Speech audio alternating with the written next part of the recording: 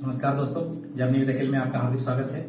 TGT PGT maths की video lecture series में आज हम लोग बीजगणित यानी अलजेब्रा का पेपर स्टार्ट करने जा रहे हैं। जैसा कि आप जानते हैं टीजीटी पीजीटी में सबसे ज्यादा वेटेज अलजेब्रा का ही रहता है।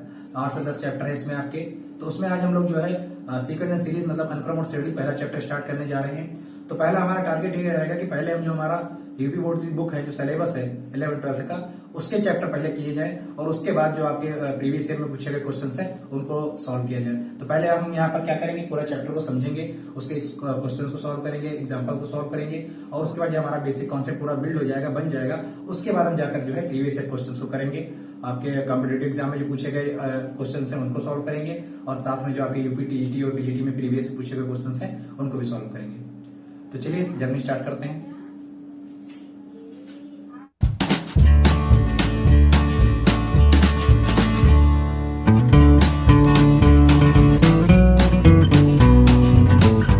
चैप्टर का हमारा नाम क्या है भाई?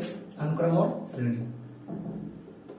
अनुक्रम और श्रेणी बीजगणित का पहला चैप्टर है आपका और काफी क्वेश्चन इसके टीजीटी पीजीटी में देखे गए हैं। बाकी आपका अगर अपने बोर्ड की प्रिपरेशन कर रहे हैं तो उसमें भी आपको ये चैप्टर मदद करने वाला है। तो अनुक्रम का मतलब क्या होता है अभी? तो हमारे पास मान लीजिए कुछ संख्याएं हैं, संख्याओं का हमारे पास कुछ समुच्चय और उनको अगर निश्चित क्रम में रख दें तो उसे हम क्या बोलते हैं? अनुक्रम बोलते हैं। और श्रेणी किसे कहते हैं? ये जो हमने कुछ समुच्चय हमारे पास जो थे, संख्याओं का जो समुच्चय था जिसको हमने निश्चित क्रम में रखा था, उसमें अगर हम कोई प्रतिबंध लगा देते हैं तो उसको हम लोग क्या बोलते हैं? श्रेणी बोलते हैं। तो आपका अनुक्रम और श्रेणी की यह परिभाषा हो गई। अब इसमें जो सबसे पहले हम श्रेणी पढ़ते हैं उसको हम पढ़ते हैं समांतर श्रेणी। यह हमारा पहला टॉपिक है, समांतर श्रेणी। तो समांतर श्रेणी क्या होती है भाई आपकी? तो इसमें क्या होता है कि हमारे पास जो पद दिए गए होते हैं, संख्या दी गई होती है, उनके जो पदों का अंतर होता है वो सदैव बराबर होता है। अगर इसकी परिभाषा की बात करें तो एक ऐसी श्रेणी जिसमें किसी पद और उसके पूर्वगामी पद का अंतर सदैव पूरी श्रेणी में समान रहता है। ठीक है, मतलब जब भी आप कोई पद लेते हैं, मान लीजिए हमारे पास हमने लिया A1, A2, A3, A4, ये हमने कुछ पद ले लिए श्रेणी के।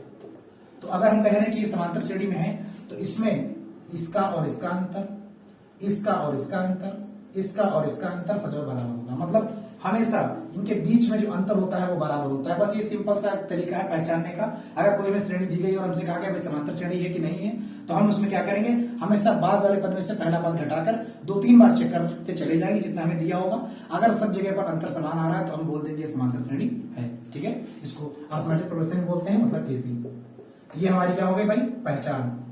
तो पहचान क्या है आपकी कि आप बाद वाले पद में से हमेशा पहला वाला पद घटा दीजिए, मतलब A2 में से A1 घटा दीजिए, या A3 में से A2 घटा दीजिए, या आप A4 में से A3 घटा दीजिए। हर बार पर आपका जो आंसर है वो हमेशा क्या आना चाहिए? सेम आना चाहिए। और इसी को हम लोग क्या बोलते हैं? डी बोलते हैं। हिंदी में इसको सार्वंतर कहते हैं और इंग्लिश में इसको कॉमन डिफरेंस कहते हैं। तो ये हमारी हो गई समांतर श्रेणी की पहचान। ठीक है, अब समांतर श्रेणी में जो हमेशा पहला पद होता है इसको हम लोग नाम देते हैं फर्स्ट टर्म, मतलब प्रथम पद। तो ये हमारी समांतर श्रेणी की पहचान हो गई। साथ में इसके प्रथम पद और सर्वांतर के बारे में आपने जान लिया। अब इसमें जो हमारा दूसरा पॉइंट आता है वो आता है समांतर श्रेणी का व्यापक पद। ठीक है, एक मिनट।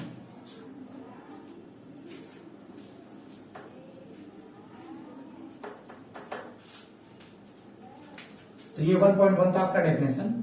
1.2 पे आते हैं तो ये क्या दिया है हमें? समांतर श्रेणी का व्यापक पद। ठीक है, इंग्लिश में इसको जनरल टर्म कहते हैं।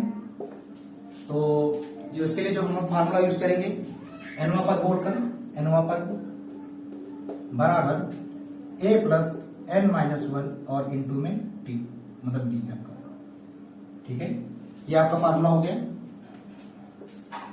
समांतर श्रेणी के व्यापक पद निकालने का। व्यापक पद मतलब जनरल टर्म, मतलब बीच का कोई भी टर्म अगर आपको निकालना है श्रेणी का तो वो इस फार्मूले से निकलेगा।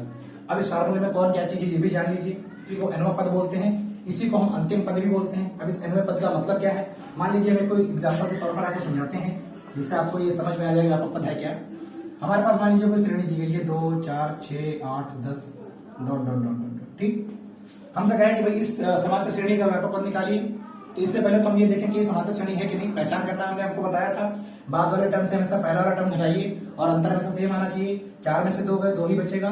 6 में से 4 गया 2 ही बचेगा, 8 में से 6 गया 2 ही बचेगा, और 10 में से 8 गया तो 2 ही बचेगा। तो जितने उसने हमें पद दिए थे हमने सब में चेक कर लिया और अंतर हमारा हमेशा समान आ रहा है। तो पहले तो हमने ये चेक कर दिया कि ये सीरीज किस में है, एपी में है।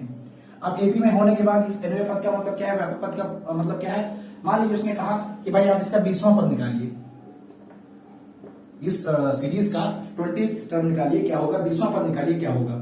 तो अब यहाँ पर हम इस सूत्र में देखिए कि हमें क्या क्या चीजें गिवन होती हैं। ये ए का मतलब यहाँ पर हमारा होता है प्रथम पद, ठीक है। ए का मतलब क्या होता है, प्रथम पद। एन का मतलब होता है कितने पद की बात हो रही है। तो यहाँ कितने पद की बात हो रही है भाई, टोटल टर्म उस सीरीज में कितने हैं हमें ये पता होना होता है, ठीक है। और ये जो डी का मतलब होता है ये तो आपने देख लिया, इसका मतलब क्या होता है, सर्वांतर होता है।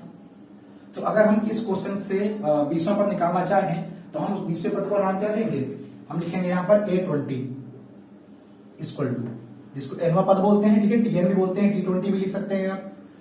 फार्मूला होगा आपका A प्लस N माइनस 1 और इंटू में डी, ये तो जनरल टर्म का फार्मूला था। रख दीजिए भाई, ए का मान आप देखिए तो प्रथम पद हमारा कितना है 2 प्लस N माइनस 1, कितने पदों की बात हो रही है, 20 पदों की। तो N की जगह पर क्या रखेंगे आप 20 माइनस 1, और डी का मान की बात करें तो सर्वांतर बीच में कितना दिख रहा है 2 का। तो ये आपका हो गया 2 और ये हो गया आपका 19 और ये गुणे में 2 फिर से हो गया। तो ये आपका हो गया 2 और ये प्लस 20 माइनस 1 19 हो गया, गुणे में 2 हो गया। तो 19 दूना 38 और 2 कितना हो गया 40, मतलब आपका A20 कितना है 40 है। तो इसलिए ये व्यापक पद का फार्मूला हमारा बना, ठीक है। तो एक नॉर्मल से एग्जांपल के तौर पे बताया, उसके बाद अभी हम इसके क्वेश्चंस भी करेंगे। तो 2 पॉइंट्स हमारे हो गए, समांतर श्रेणी पहचानना आपको सीख लिया। 1.2 में आपने समांतर श्रेणी का व्यापक पद भी देख लिया, ठीक है। अब उसके बाद अब इसके बाद हम आगे बढ़ते हैं और इस पे कुछ हम एग्जांपल करते हैं जो आपके।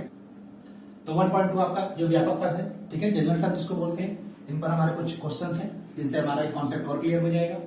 तो क्वेश्चन हमारा 3, 7, 11, 15 डॉट डॉट डॉट कौन सा पद 499 है, ठीक है। एन का पूछिए वैल्यू हमें यहाँ पर। तो पहले हमें क्या क्या गिवन है निकाल लेते हैं। तो अगर पहले हम सबसे पहले पहचान करते हैं 1.1 में हमने देखा था क्या ये हमारी एपी में है।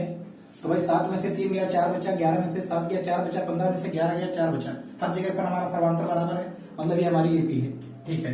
अब हमें एनवा पद, यहाँ पर कौन सा पद पूछा है ना, एनवा पद।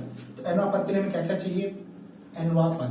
तो एनवा पद निकालने के लिए, जिसको हम लोग एन या टीएन भी बोलते हैं, इसके लिए हमारा फार्मूला बनाता है आपका A प्लस N माइनस 1 और इंटू में डी, ठीक है। तो मैथ्स में आपका फार्मूला तो भाई मोस्ट इंपॉर्टेंट होता ही है। अब फार्मूले में कौन क्या क्या चीजें होती हैं ये देखिए भाई।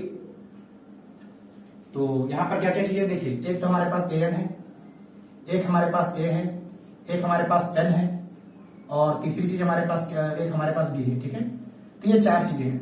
तो जब भी न्यूमेरिकल मैथ्स के बनेंगे या किसी भी चीज के न्यूमेरिकल बनेंगे तो फार्मूले में रखने के लिए सारी चीजें तो नोन नहीं होंगी, कोई एक अननोन हमारे पास जरूर होगा। इस क्वेश्चन में देख लीजिए ए की वैल्यू कितनी है, सॉल्यूशन करते हैं। यहाँ पर ए की वैल्यू कितनी है, आप कहेंगे 3 है, फर्स्ट टर्म होता है हमारा। हम कहेंगे डी की वैल्यू कितनी है, तो आप कहेंगे बाद में से पहला टर्म घटा के देख लीजिए, डी की वैल्यू 4 है। अब हम आपसे कहेंगे एनवा पद बताइए, तो उसने खुद ही बोला है कि कौन सा पद, मतलब उसने एन तो हमें दे ही दिया है, या टीएन बोल दीजिए, एन दे ही दीजिए, उसने बस कहा कौन सा पद, मतलब उसने हमें एन का मान पूछा है। तो हमें यहाँ पर एन भी गिवन है 499 और हमें निकालना क्या है, एन का मान, ठीक है।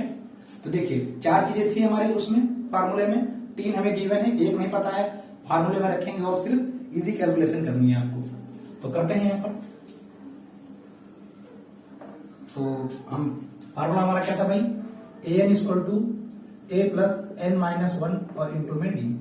ए एन की वैल्यू में गिवन है, कितनी गिवन है 499। ए की वैल्यू में गिवन है, कितनी गिवन है 3। एन की वैल्यू की बात करें तो हमें नहीं पता है, वही तो हमें निकालना है एन माइनस 1।